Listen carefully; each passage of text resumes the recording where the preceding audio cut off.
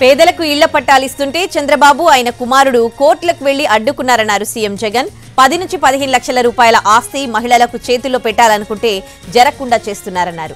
ఓట్ల కోసం వాళ్లొస్తే గట్టిగా ప్రశ్నించాలన్నారు సీఎం జగన్. మీ బిడ్డ పోరాటం చేసే కార్యక్రమం చేస్తే సుప్రీంకోర్టులో ఇళ్ల పట్టాలు రిజిస్ట్రేషన్ ఇళ్ల పట్టాలు ఇచ్చే కార్యక్రమానికి వాళ్ళు గ్రీన్ సిగ్నల్ ఇస్తే ఇళ్ల పట్టాలు ఇచ్చే కార్యక్రమం మీ బిడ్డ చేశాడు. అందులో ఇల్లు కూడా మీ బిడ్డ శాంక్షన్ చేయించాడు.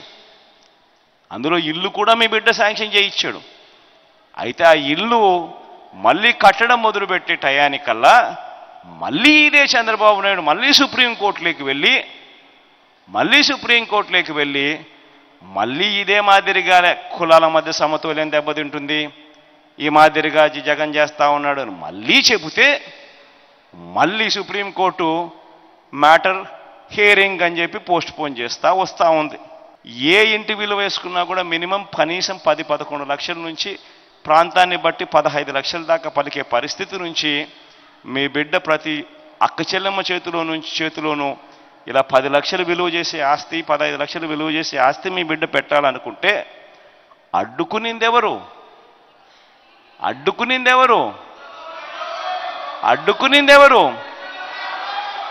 ఇదే చంద్రబాబు నాయుడు ఇదే లోకేష్ బాబు మీ దగ్గరికి ఇంటికి వచ్చినప్పుడు అందరూ ఇదే మాట అడగాలి.